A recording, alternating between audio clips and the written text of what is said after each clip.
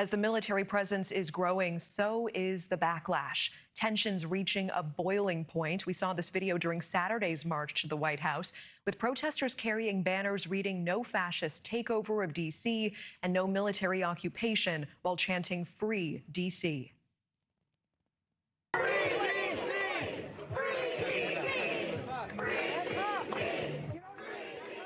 And behind those demonstrations are groups who've been organizing for years now. Behind Saturday's march called Fight the Trump Takeover, one group has coordinated events in D.C. for weeks. Their goal, organizers say, is to resist President Trump's federal takeover of the city and amplify opposition through social media.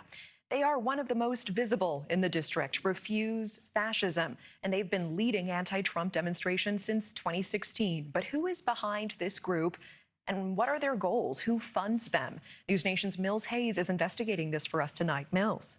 Hi, Natasha. There are a lot of people in D.C. and really across the country that are angry right now about the president's takeover, but there's also a lot of people who are supporting it. And at the same time, we're seeing these protests happen as well.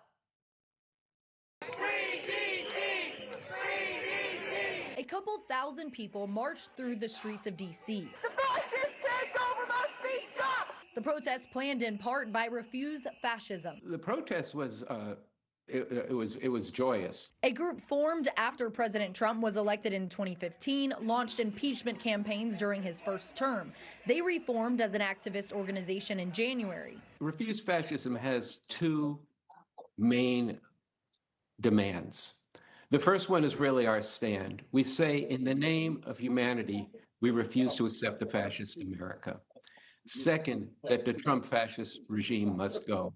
Over $50,000 has been donated to the group, making it possible for them to print signs, banners, purchase sound equipment, travel to key cities, and reach thousands through social media advertising, texting, and in-person outreach. According to InfluenceWatch.org, a Capital Research Center project, the Alliance for Global Justice helps fund Refuse Fascism. Last October, the House Ways and Means Committee urged 6 state attorney generals to investigate AFGJ's tax-exempt status for potential ties to terrorism and anti-Semitism. Influence Watch says the group is an offshoot of the radical left Revolutionary Communist Party. Refuse Fascism has people like myself who have been part of a revolutionary movement for years, a revolutionary communist movement, the new communism developed by Bob Avakian. That is not the unity of Refuse Fascism. It has never been that unity. On Saturday, a spokeswoman for the White House told NPR in a statement that only D.C. liberals would be upset about efforts to stop violent crime. Hopefully they were paid well to beclown themselves in public like this. Do you guys pay protesters? This is every word out of the White House is. The idea that we paid protesters is such an insult to the people of Washington. And there were people there from all political persuasions. There were, this was a very broad and diverse group of people. But some Americans support the National Guard and crime crackdown in D.C. It's been one of the factors of us potentially wanting to move out of the city eventually, is just the nature of the city and the crime rate. I know that it has gone down, but it's still very much a active fear in our life is navigating this area with our kids.